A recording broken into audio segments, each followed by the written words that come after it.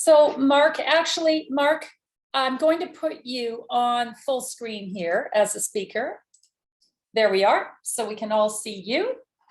And let's get started. So Mark Yaxley, you're the managing partner, one of 3 managing partners at SWP, Strategic Wealth Preservation, based in the Caymans. Thank you so much for taking the time to chat with me today, or chat with all of us actually today. We've got lots of questions, and so let me just launch right in, because your company has been in the news and Signature Bank has been in the news. How did SWP navigate the collapse of Signature Bank, and how did SWP even anticipate a problem, because you managed to avoid? Right. Well, first of all, hello, everybody. It's a pleasure to be with you. I'm sitting here in the Cayman Islands. Usually I spend half of my time at least back home in British Columbia, Canada, where I reside with my wife, but I'm currently down in Cayman. There's a lot of activity here, as you can imagine, lately with everything happening in the gold space. So to answer your first question, we started monitoring. Well, I mean, look, first of all, our banking relationships are very important, obviously, to the business. We receive and send, a significant amount of money through banks every day because of what we do for a living. And so we obviously take that very seriously to begin with. But what triggered us to start monitoring the situation more closely was the collapse of FTX back in late 2022, when our friend Sam Bankman-Fried defrauded, people for $30 billion. Basically, that started a domino effect through the banking system that took several months to play out. Obviously, there was banks in particular that were holding or dealing with crypto exchanges or companies that were dealing in cryptocurrencies were most impacted. And we knew from conversations with Signature Bank that they did have some exposure to cryptocurrency. They were known as kind of a crypto-friendly bank, which at the time when we signed up with them back in 2018 was a selling point for us. We thought, oh, that's great. These guys are open-minded. They're flexible. We accept crypto. This makes sense. And so that's when we started monitoring them closely. And then as things progressed in early March, and we saw Silicon Bank fail, I believe it was on a Tuesday or Wednesday, we huddled together and said, okay, there's a chance that things could be imminent. And so at that point, we had already moved a significant amount of the money that we were holding for the company and on behalf of clients out of Signature Bank before that. But at that point, we withdrew all remaining funds. And so we were a few days ahead of Signature Bank being shut down by regulators, effectively. And so by the time that news hit on a Sunday, I believe it was the 12th of March or the 11th of March, we had already moved all of the monies out of that bank into our Cayman Islands bank as a temporary measure, basically, until the dust settled. Mm-hmm. So it appears that Flagstar has purchased Signature Bank. Mm-hmm. Can you describe, I know you're not a banking expert, that's not your industry, but can you describe Flagstar the best that you know about them as a new partner? Right. So I'll start by saying that we were in contact with Signature Bank. So we know the people there. We have a designated account representative. There's 2 people basically that manage our account, and we speak to them almost daily. One of them is a senior manager at Signature Bank, and one of them is basically an administrative person that processes bank wires and things like that. So we were in contact with them throughout, when we heard the news. Basically, we called them on Monday morning to see how they were doing, on a personal level. These people's jobs are at risk. These are people that we had come to know, so we care. And they told us, we were waiting on news ourselves. And then I think by 11 o'clock that morning or the next day, the news broke that they had been acquired or were being acquired by Flagstar Bank. Oh no, sorry. I apologize. The first news was that the regulators had promised that all deposits would be protected. Sorry, that was the first news that broke. So On Sunday night, the news breaks and says, Signature has been taken over by regulators. On Monday, regulators promise everybody your deposits are safe. The bank will continue to function. And they told us at that point what they thought was happening. Our contacts at Signature said the bank is most likely going to be acquired. And it took about a week from the time the regulators took over the bank to Flagstar making the acquisition. I believe it was the following Sunday. The news broke that Flagstar Bank had acquired Signature. So during that time, we were still in touch with our people at Signature. And when Flagstar acquired Signature, they acquired it minus the crypto branch of that bank. They acquired the bank as is. So the staff that we deal with are still employed and they still are our account managers. And so there's a nice continuity there between, Signature Bank now becoming Flagstar Bank. At this point in time, we have not yet spoken to Flagstar directly. We have not been contacted by Flagstar directly. We're still speaking with our contacts at Signature Bank. And they're still branded as Signature Bank. If you go to their website, it still says Signature. If you send them a bank wire, it still says Signature. So there's going to be a transition period, basically, where, Signature Bank as we knew it becomes Flagstar Bank. And at that point, I'm assuming that we'll get to know the people at Flagstar better. But obviously, immediately what we did is we had our CFO do a deep dive on Flagstar and to make sure that the bank was solid. But he came back and said, look, financially speaking, the bank looks good on paper. And more importantly, the regulators would not have allowed Flagstar Bank to acquire Signature Bank during a banking crisis had it not been in a good financial position to do so. So the last thing the regulators would have allowed is for a bank that's troubled to take on another troubled bank because it would only worsen the situation. So he said, in his professional opinion, this is our CFO speaking, everything looks very solid. And the fact that the regulators have permitted this acquisition is a very good sign. So that's where we are with Signature and Flagstar at the moment. Okay, one quick question is that you haven't chosen to work with one of the banks in the US that are considered to be those too good to fail, in that too good to fail class. Any reason? Well, too big to fail. We have in the past worked with HSBC Bank in the US. And in my career, I've seen precious metals dealers work with large Canadian banks, large American banks. And I can tell you that the experience is not always more positive when working with a large bank. But I will say that the reality of the situation is when you're a gold dealer based in the Cayman Islands, your selection of banking partners is going to be limited for a variety of reasons. Bankers in general don't understand what gold dealers, the purpose that we serve, or they don't want to understand the purpose that we serve in the bigger picture. And their compliance people are not particularly fond of gold dealers and the Cayman Islands in general. Whether that be warranted or not is another discussion. But we have been able to always have a bank in the US. Signature was that choice and a very good choice for us for many years. So yeah, it's a shorter list, Marianne, and we're always seeking kind of the best partner available to us. And we're currently, I should mention to you, we are currently seeking to add a second bank in the US and a second bank in the Cayman Islands as well, in order to, if a situation like this does happen again, we have even more options to protect the company and client assets, of course. Well, the fact that you might be having difficulty in finding a banking partner makes sense, because I know when I was a broker, institutional investors were not allowed to buy gold bullion.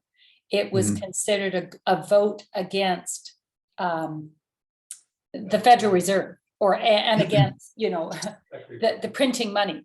So there is definitely a resistance against, gold. And so I can imagine that banks may not want to cooperate with you, even though banks like HSBC are well known to be money laundering banks internationally. So it's ironic that a company like HSBC is not a natural partner for you guys, because it's very ironic. In fact, whenever we get a call from a compliance department of one of our banks, we know that they have a job to do, and we understand that. And, I can appreciate the compliance and regulations are important. But I do find it ironic that the banks tend to look down at us, even though we're a debt-free, very well-managed company that has done nothing, in the entire existence we've never had a single lawsuit. We've never had a single loss. We are audited by Grant Thornton. We do everything a respectable company in our position would do, and yet we're scrutinized basically because we're a gold dealer and we're in the Cayman Islands. And I can understand that on paper, but if they ever took, we invite them to our vault, we invite them to take as close a look at us as they'd like. But often with compliance people, they sit in an office far, far away and make decisions without ever getting to know the actual customers that they're dealing with. So, yeah, it's a reality that we face, but we've managed to always overcome it. And I don't see that changing anytime soon. yeah. Well, the hypocrisy here is that most of the C-suite of banks and most elite in power are all investing in gold, but they're doing so very discreetly, very quietly. And probably the C-suite of most of the major banks have accounts with the likes of you. And yet their clients are not supposed to be dealing with you, the commoners. So I think this is a phenomenon that we're really seeing accentuated now, because I can't really think of a better asset group, precious metals and land, big land, farmland, I think are the two asset classes that are my personal favorite. So, well, when you're choosing a banking partner, what's the criterion? And is crypto part of the decision? Because at some point you did offer crypto payments for gold, but how do you choose a banking partner? We still do offer crypto as payment. We've not deviated from that. We've continued along that path because we believe that it is important to have alternative payment methods for our clients. But obviously, our CFO comes from a Swiss bank, so this is someone who understands, what he's looking for in terms of evaluating a bank's financials. Obviously, he's the first person to engage with any potential banking partners and to scour over their financial statements. Most of that information is available publicly. If you're interested, if it's a publicly traded company, you can go even on Wikipedia these days. It's amazing. If you Wikipedia Flagstar, you'll find a lot of information about the bank is public. So I encourage you to do so. But obviously, once that box is checked and we feel that the bank is in a financial position that is stable, it's things like service reputation and their abilities to work with us, more importantly, because we can't hide who we are. We don't hide the fact that we accept cryptocurrency as payment, and then we settle in cryptocurrency as well. So, again, as I alluded to earlier, that does shorten the list of banks, but that's a reality that any gold dealer that I've ever spoken to faces. I remember at Kitco when I was working there, they lost their key banking partner in the US. I know more recently speaking to dealers in Canada who are being cut out by their banks that they've banked with for 30 or 40 years. So it's a reality that gold dealers, it seems like, will always. But the criteria would be more for us is their ability to service our business type and obviously our clients, which we feel actually Signature has done a good job, and we're hopeful that Flagstar will do a good job as well. Right. So do you mind kind of spelling out who are your current banking partners in the US, Caymans, and elsewhere? Just so we have an idea of what are our options? So I'll actually pop these in the chat just so that anyone who's taking notes can. So there's two banking partners currently. We're looking to add two more, as I said. We bank with Signature / Flagstar now in the United States, and Proven Bank in the Cayman Islands. Those are the two banks that we use right now. And we actually have already submitted all the documentation to add a third bank in the Cayman Islands called NCB, which will be our second. I'll put that in there as well, second Cayman bank. And the US bank is going to take, the second US bank will take longer. That's going to be a longer due diligence process, but we're currently speaking to 3 or 4 financial institutions there. So, okay. All right. So what are the challenges that you're observing with Canadians moving funds into SWP? Because I'm hearing a lot of institutions that are making our lives very difficult. Mm. What are the challenges that you're observing? And then my next question will be, how do we resolve this? Yeah, I think there's kind of two main issues right now that Canadians in particular are finding with Canadian banks. And I'm Canadian, so I sympathize. Number one is systematic. So following the enactment of the Emergency Act, this goes back now, February 2022, with Justin Trudeau's enactment of that act. Following that single event, Canadian banks became a lot more difficult to deal with.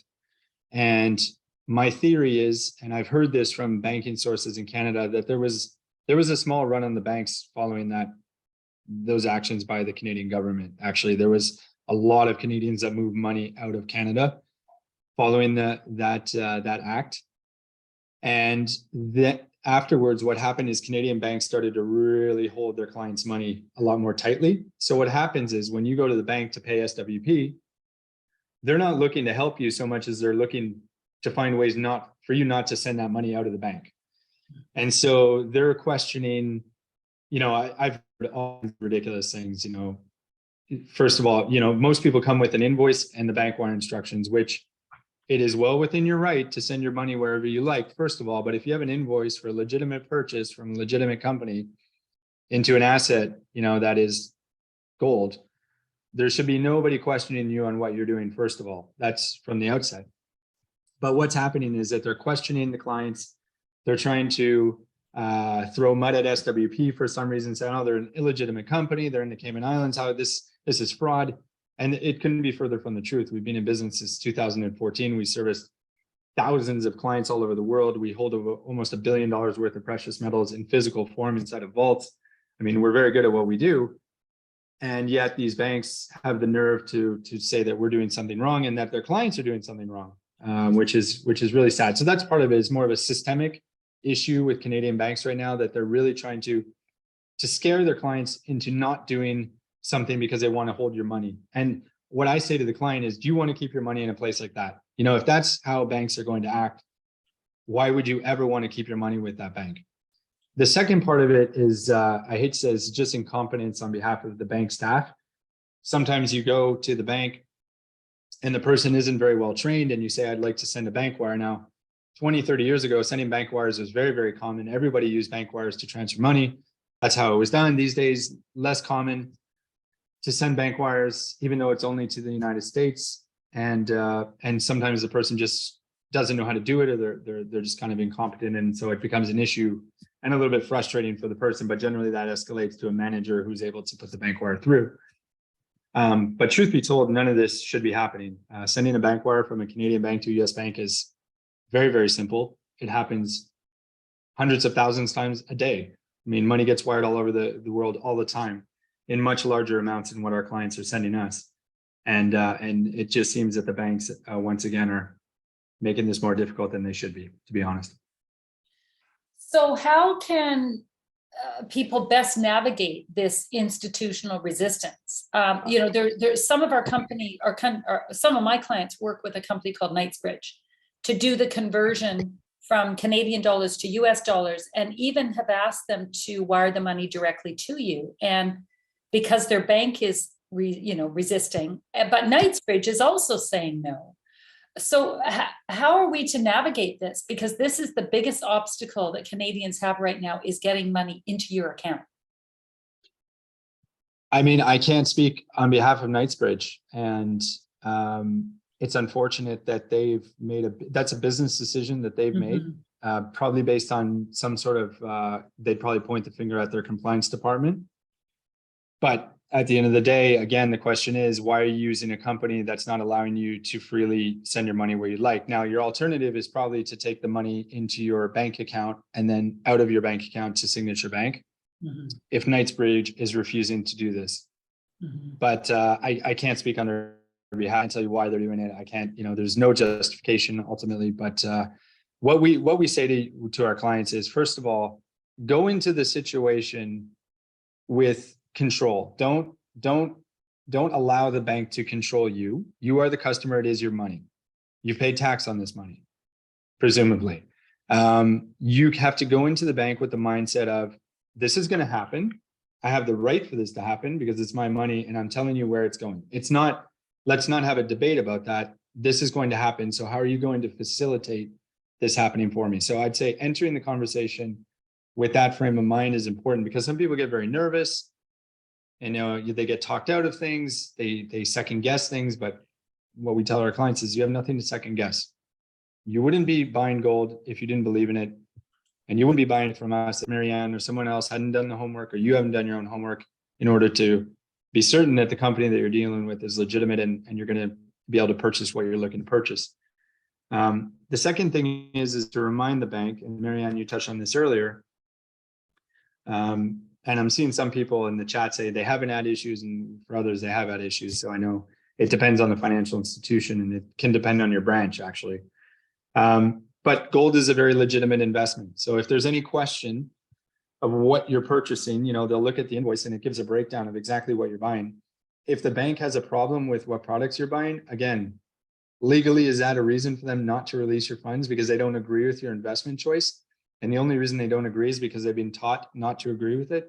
So just, again, it's a little bit of a mindset, but I would certainly bring a copy of your invoice and a copy of the wiring instructions with you. That's obviously going to be very helpful to provide that. And secondly is, if required, now this is if you have a situation where, for example, the bank refused, what we can do is, and what we've done is we've written like a reference letter for the client, which states that they have an account with SWP, that they purchased from us and that we're a legitimate company. And we sign that, obviously, and we provide that to the client. So in some cases, that's the extra little piece of paper that the person at the branch, they just need to tick that box to say, okay, I'll cover my ass. I'm not going to get in trouble here if it escalates. But, we've done that only on demand. It's not something that we write for every transaction. Obviously, that's not efficient, but it is available if people are stuck. And we also get on the phone with the bank sometimes. We have the client hand the phone to the bank, and we'll speak to the bank and, basically try to work through the jam with them to let them release the funds. Yeah. So in your experience with clients, eventually they manage to get the money to you. But the horror stories that I'm hearing from clients is that the banks are saying no. And these are big banks, Royal Bank, and it seems to be branch dependent, but these are the big 5 banks that are flat out refusing some of my clients to do a transfer to you. So this isn't, it seems to be becoming more common. And I'm just very concerned that there will be, this is going to escalate. So yeah, I mean, it's concerning for us as well. Obviously, we're in the same camp. We would love for every single one of our clients to be able to walk into the branch or even do it from home and not have to worry about any of this. But, again, I can't defend the banks. This is their own doing. This is how they behave. This is how they treat their clients. And it's really unfortunate. All that we can do is tell you that it is completely legitimate, that what you're buying is well within your rights. You're not buying anything illegal. It's not even cryptocurrency. So, I saw someone pop in the chat if it was about crypto. I mean, no, you're buying gold and silver. So right. Yeah. Now with central bank digital currencies and digital identities rolling out, is this in the cards with your company that there'll be any requirement for central bank digital currency or digital identity? Or what's your position? What's the company's position on both of these things? No, I mean, there's no requirement from us. So I won't really comment on it and beyond that, but there's no requirements of that nature in place right now in order to be able to transact with SWP. Okay. And as I mentioned earlier, I know people get concerned about wiring anything over $10,000 because we've all been taught to be scared of the $10,000 threshold. Well, there's a lot of flow of money every day around the world, and it's not going to be $100,000 or $1 million that's going to be an issue. So you don't have to be worried about the amounts either, because I know some people get anxious about the amounts, and that's, as long as you're purchasing something legitimately and it's nothing illegal, you have absolutely nothing to worry about wiring a few $100,000 across borders. That happens all the time. So yeah. So you're not anticipating though any requirement for your company to authorize us through any sort of advanced digital identity, or because this is something that the TD is rolling out right now, that they're going to be cutting you off your online banking. They're going to be cutting you off the use of bank cards. So that is the fear, is that at some point, will that be a requirement? Not on our end. We're just a business like everybody else. You know, we use banks to send and receive money. We're reliant like every other business in the world on the banking system, whether we think it's perfect or imperfect or however it changes. You know, we will always try to make the best decision for our clients and for the business. But at the end of the day, we don't dictate the rules, you know, so, you know, all we can do is try to abide by them as best we can. Yeah. And but help people. You can really see it's becoming tricky. I mean, I had one client who it was a large sum of money they were trying to get to you from the Royal Bank. The Royal Bank flat out refused to send it, do any wire transfer. So they actually requested a bank draft and perolated a bank draft. Yes. Now that is absolutely alarming that the client needed to resort to that last. I mean, that's it seems so risky, and yet they had no other choice. Are you seeing that with other clients that they're having to? I know exactly which transaction you're talking about. And that was really the last resort because the client really wanted to transact. And they said, well, what else can we do? And we said, well, they said, can we do this draft and have it couriered across border to the bank, to the branch at signature? And that's exactly what they did. And yes, we've had clients do that. So you do have the option of doing that. I will also mention that there are a few, and I think some people have hinted at it. Some of the Canadian banks now have what they call cross-border accounts.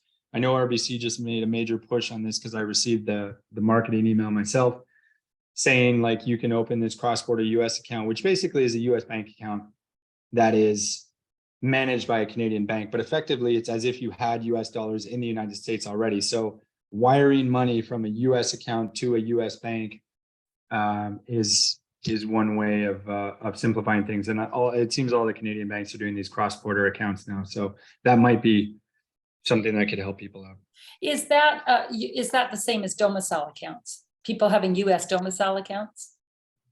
Yeah, so I believe I'm not a banker and I don't want to give the incorrect definition, but so it's like it would be RBC, for example, a Canadian financial institution, but you have a US dollar account, and when the money is flowing to a US institution, it's just a very simple path, and you don't have any exchange rates already prepaid and everything. So again, I'd recommend people go read about it themselves. I definitely advise my clients to use US bank accounts. I say first, shift your money from your Canadian bank account to the US account, get the best exchange rate that you can, ask for the preferred rate, because of course they're not going to offer it to you unless you ask. And that's where Knightsbridge sometimes comes in because they're so competitive.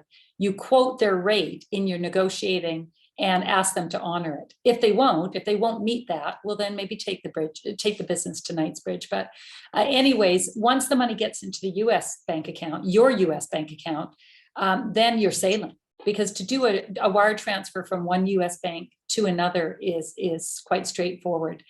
But and there is a degree of separation, which I think is important, because when you have funds moving from a Canadian account to you, I think it's a lot easier for the Canadian government to track that movement with FinTrack, right?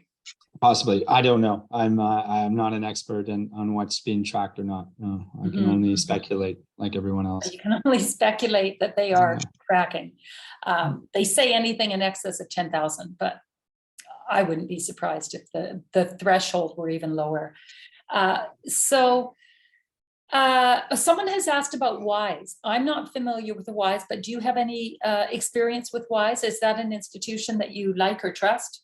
I'm trying to think. WISE. I know we've been asked about what. Yeah, certainly. I'm fairly confident that we do receive payments from WISE.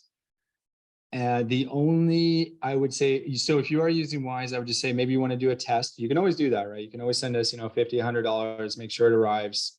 The only thing with WISE that I would caution, I believe those transfers can take a few business days. I'm just going off memory, but I do think that but you might instigate it on a Monday and the funds will clear on like a Friday. So there's a longer period, but that's fine. It's not an issue so much for us, but you may want to do a test first with Wise and make sure once the test is passed, then it's a lot, everybody has a peace of mind of sending the entire amount afterwards. Right.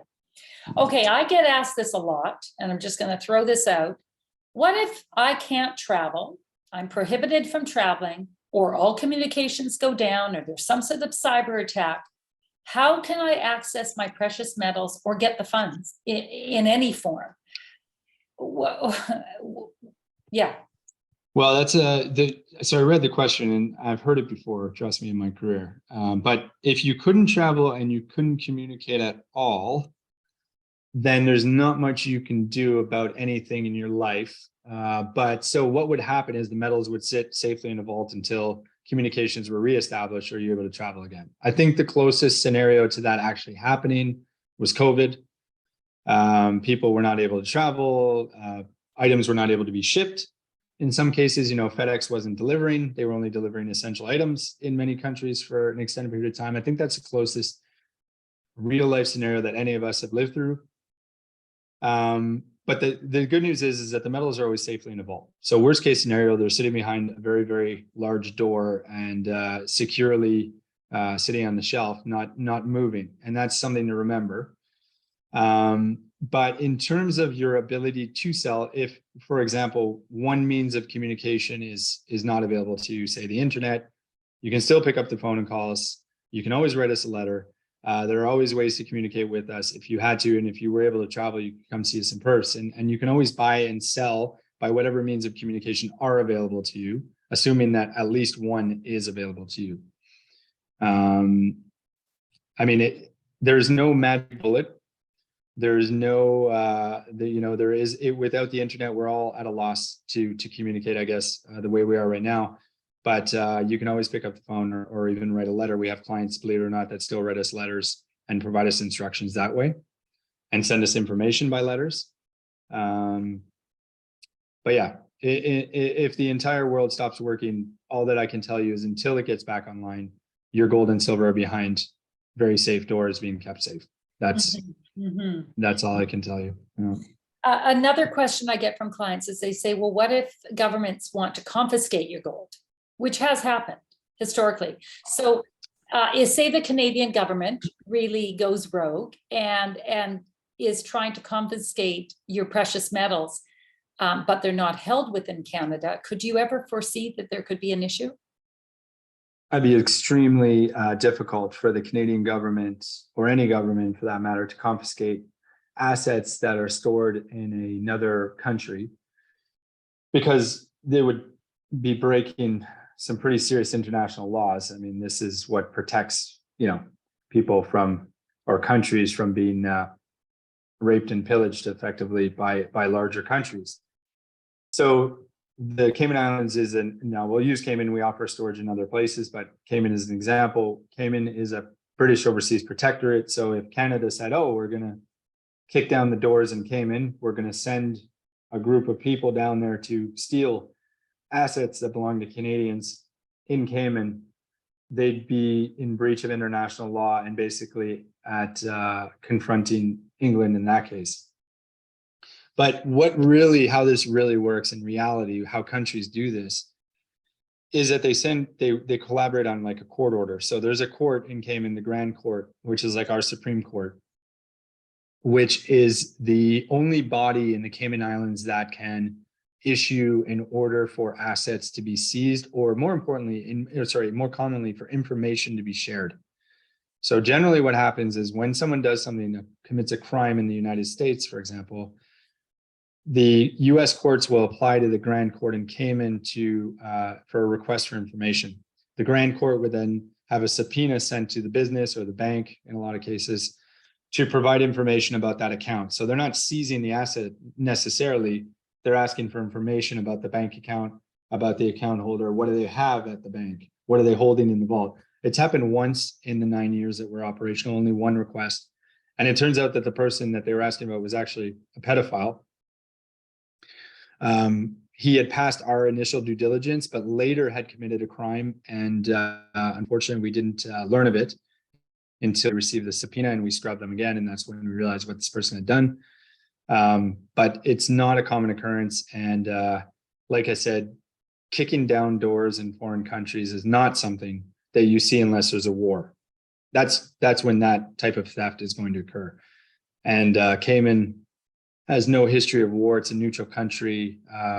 You'd be going to war with the United Kingdom, which is an ally. It's a Commonwealth country. It's part of, you know, the strongest alliance in the world. So it's not a very likely scenario here. Well, I guess the fact that the accounts are set up under numbers is rather helpful as well, right? So there is some anonymity or some major privacy. So I think the most important thing, Marianne, for clients is to know that their information is not shared with anyone. So we do not share your information with any governments, either the Cayman Islands government or any foreign government. So the only way that legally we're allowed to do that under Cayman law is if we receive the request from the Grand Court, a subpoena for information. Without that subpoena, it's actually illegal for us to provide any information. That's one of the beauties of the Cayman Islands. And so, yeah, we don't share that information with anyone. But we do have obviously your name, your address, all the things that we collect to open your account. We do have that on file for our clients. Mm-hmm, mm-hmm. Mm-hmm. So what's the latest on the Cayman duty on gold imports? There was a 4% that they were trying to impose, and your company was battling with the government. What's the latest? Still battling. Interesting development. The minister who was responsible for the tariff actually was resigned from government over the last few weeks here.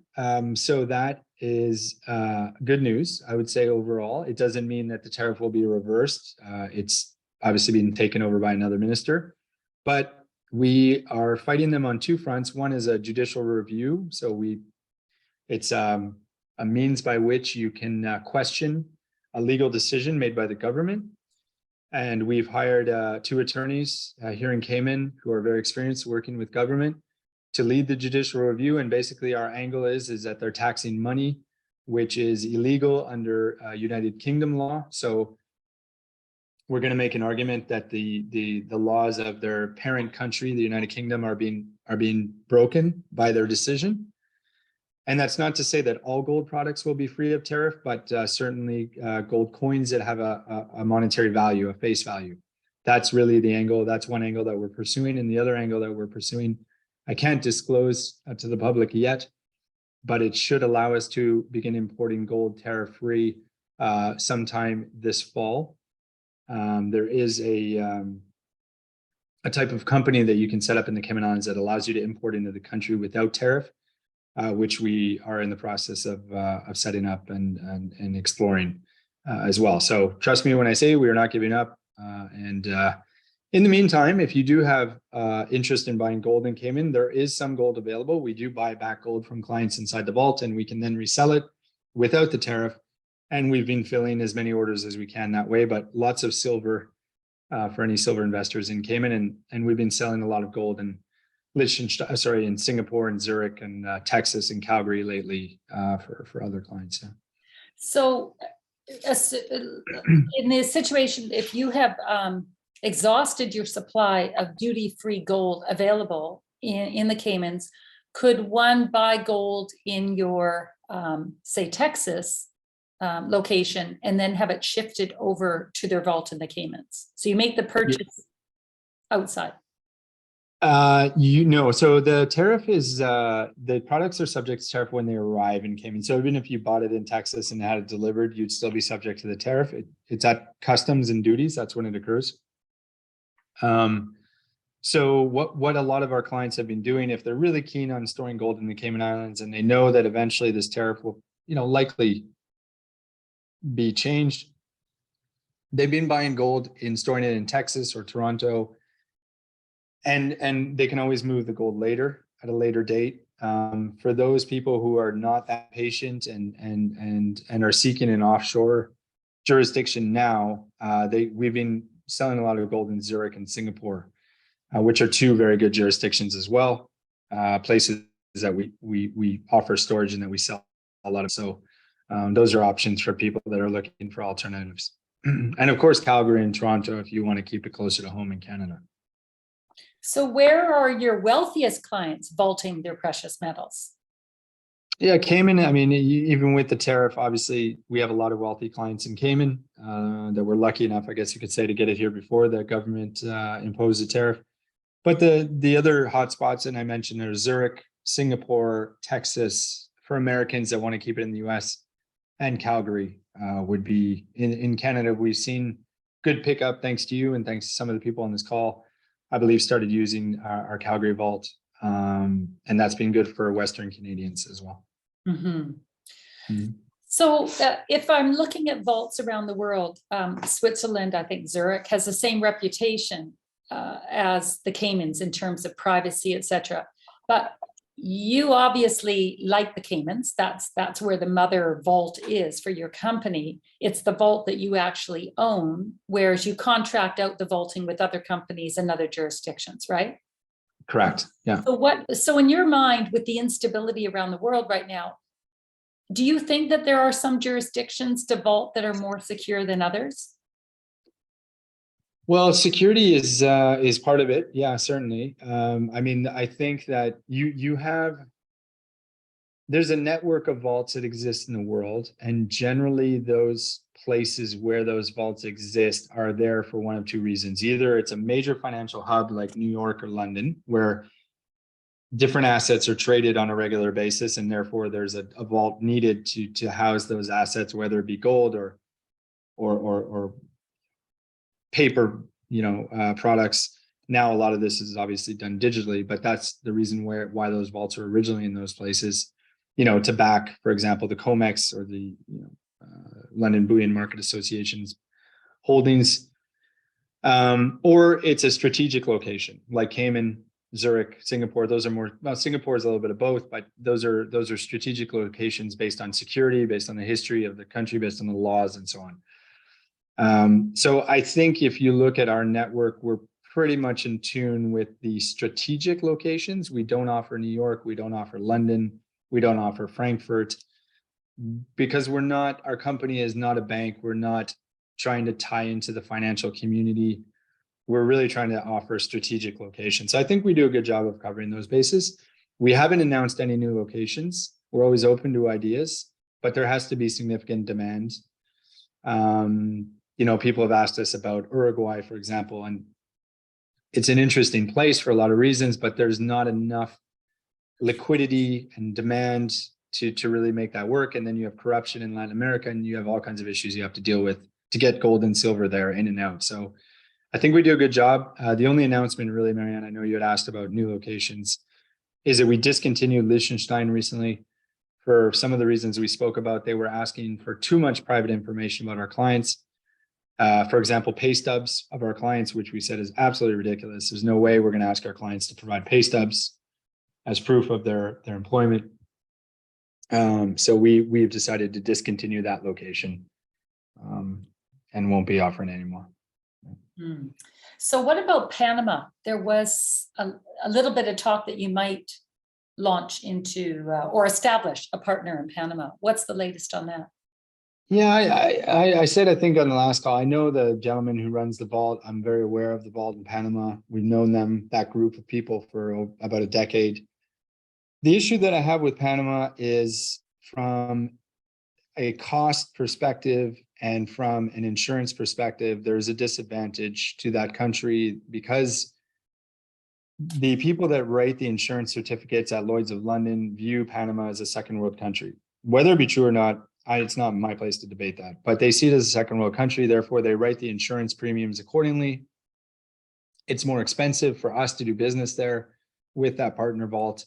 And we do not see a clear advantage in the jurisdiction as a strategic jurisdiction. We can't identify any particular reason why Panama is a better place than Cayman or Zurich or Singapore. There's no clear distinction in our minds, but if this 4% tariff keeps up forever, that might might change our thinking a little bit, but we're still confident, in our ability to reverse this. And if I had to choose between Cayman and Panama, from what I know, I would choose Cayman over Panama personally. Yeah.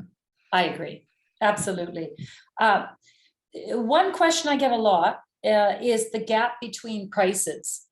People will see the spot price and then there's your price. Now your price is competitive. I've looked at some of the other players and your price is always seen in good form. But how can I explain to clients what is that gap between the spot price and your price on purchases?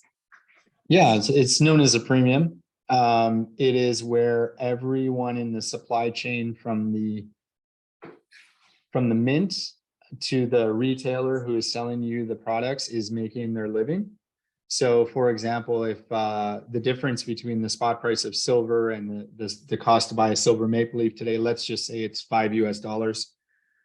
And premiums are high right now, you'll notice. There's times when that premium can become much smaller when demand is lower, but right now we find ourselves in a position where demand is very high for precious metals, so the premiums are high. That $5 is where the mint, the shipping company, the wholesaler, and the retailer all earn their living. So without that premium, unfortunately, the market doesn't exist. So your goal as an investor is to try to acquire products that have the lowest premiums possible in general. General guideline, there's a little bit more nuance that goes into that, but you certainly don't want to be overpaying for premium. It's like going to your currency exchange company and paying, or going to the bank and exchanging your dollars and paying 4% versus the exchange company that you're going to get it at 3%. It's the same logic. You want to lower that cost. And basically that's what a premium is. That's how we operate our businesses, based on a small spread there. Right. And the same applies, I guess, on the sale, or is the spread narrower on a sale?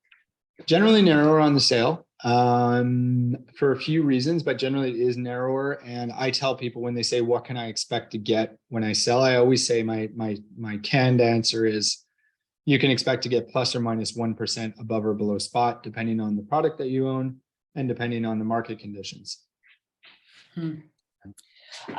Now, let me just, I'm sure you get this all the time and you always, what can you say? What's your prediction on gold? Sometimes that's a hard question. There are times when the market conditions are not very favorable for gold, and you can kind of try to come up with ways to remain optimistic. But I think, look, you don't need to have a very long memory to realize why owning precious metals is important. COVID was one very good example when the world was thrown into kind of a financial turmoil based on government's actions. That wasn't a investor created situation. That was a government created situation, which, led to a lot of people losing money in the stock market. Initially, gold went on a big run, act as a hedge. It had a good run during that time. It did cool off, as COVID calmed down, but it was a very good example of actions of government and what it does to the gold price, what it does to your investment portfolio in general. But more recently is the banking situation. Like if you look back over the last month and you start to see dominoes falling, interest rates rising, banks starting to go, and gold price soaring, and you go, okay, this is a clear example of why I should have some of my assets in precious metals, because when the banks go and the stock market has not been performing well at all, until recently, crypto wasn't performing very well at all either, but you see the upside of precious metals in these very sticky situations that we seem to find ourselves in more and more often now. So, between the financial crisis of 2008 and today, that's a 15-year window. And you've had some pretty major bull runs or pretty major arguments to be made for owning precious metals. And that's not a commodity that you should own to make money, we tell people, but it's a commodity you should own to protect your money. And I think it's proven that. And so my prediction for gold is that you've got central banks that are in an extremely tough situation because they're trying to raise interest rates to reduce inflation. They're trying not to break the banking system, on the other hand. And how do they do that? I don't think they've quite got that figured out. They're walking like a tightrope right now. And it's not going to take much more to knock them off their stride. And so I think, my outlook for gold for the next year would probably be anywhere between roughly where we are now, 1900, 1950 to about 2200, 2250 US. That's without a cataclysmic, global event, black swan type of thing that could make it higher than that. Yeah. Mm-hmm. What would the black swan event be triggered by in your mind? A complete collapse of the banks led by Deutsche, or? Well, that would be very, I don't think Deutsche can fail because half of Europe runs on Deutsche. They're tied in so deep. In Germany, as a major economy, Deutsche is very well ingrained in the German economy. And I think it's too big to fail in that sense. But they could certainly see smaller banks failing. That's one thing that we could see. I think there's going to be continued inflation, which is generally positive for gold over the longer term. But a black swan event, yeah, that's the thing. You don't know. You just don't know, right? So I can only speculate, but I'll leave that up to the newsletter writers. They can write better articles than I can about what's going to go wrong. Well, on that topic, for those clients that do want to automatically receive alerts and newsletters from SWP, how does one go about getting these alerts?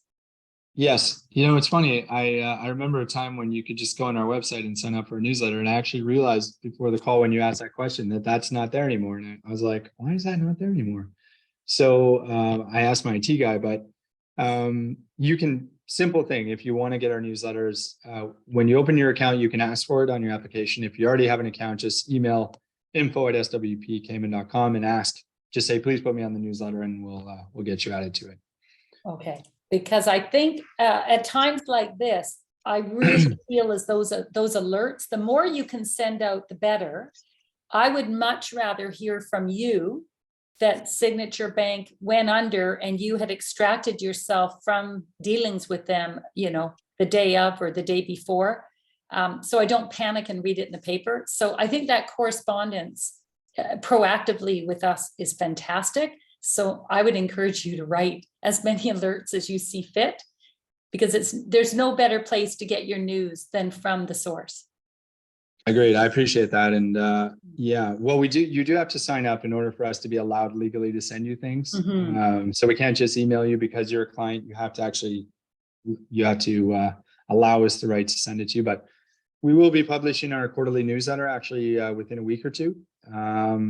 And obviously we're always open to calls like this to share. But I appreciate the feedback, and we'll try to keep everybody posted the best we can. Well, Mark Yaxley, this has been a brilliant time together. We really appreciate you fielding my questions. There are some other questions that have popped up in the comments. Do you have time to field any, or? I've got all of about 3 minutes left before I have to run, but I can field one or two. Okay, I'm going to unmute you, I think. Let's see. I'm just looking to see how I unmute. Maybe just write something quickly in the comments. I'm trying to. Can anyone speak, or are you all muted? I think you can unmute yourself, right? You can. Okay. Yes. Jump in. Anyone have a question? I think there was a question about reporting requirements for SWP to the Canadian government. Maybe Mark can answer that one. Yeah, sure, Brian. To be clear, I know that came up actually on our sales call this morning. So it's a good question. So we don't have any reporting requirements. We're not a financial institution. We're classified as an active non-financial institution. So we don't submit any type of form or slip to the Canadian government. But I would advise you as Canadians, if you are holding over $100,000 of property outside of Canada, I would advise you to seek, and that can include gold. You should seek counsel with your tax accountant to see what forms you may have to fill out, and if gold is included. But I would leave that to the professionals to answer your question there. Great, thanks, Mark. Kristen, go ahead. Thanks, Marianne. Thanks, Mark. I'm wondering about the ability to open accounts in an LLC name or an IBC name rather than in personal. We're sort of busy building a structure here. Sure. Is that something that's possible with SWP? Yeah, absolutely. Yeah, I don't think we've ever come across a entity that we couldn't open an account for. Okay. And so the LLC, I know for sure would fall under a business account. So we have basically three main groups. We have individual, business, and trust. So you could file that under or open that under a business account. Individual, business, or trust. Yeah. Okay, so okay, that's perfect because we're looking at the LLC is being opened in one country. We've got another jurisdiction opening the trust. So I could Okay. actually hold the account in either of those and just layer it. That's fantastic. You could, yes. Yeah, yeah. So much. Appreciate it. No problem. Well, Mark, I really, again, thank you for your time today. It's been very enlightening. Well, And you're welcome. It's always Yeah. a pleasure to actually see people that we deal with. We do enjoy that. I wish it was under different circumstances and we weren't spending an hour talking about banks, but I get it. It's important. So. exactly. Well, we'll let you go. Thank you again. And may the coming days be a little less volatile than we've seen the last week or two. Okay. So Wonderful. thank you. Thank you. You're welcome, And, everybody. okay, we'll sign up with you, Mark, but we will keep going with the call. But thanks again, Mark. Just feel free to bow out. Okay. Thanks, everybody. Okay. Have a good day. Bye-bye. Should I? Okay, so that was really interesting. And thank you for joining us. Now, I could cut the recording now and then field questions, or do you think I should keep recording? It's really up to you people, because if I'm recording, then you will be part of that. Any opinions here? I think I'll cut the recording. Okay, I'll cut it and then we'll keep talking.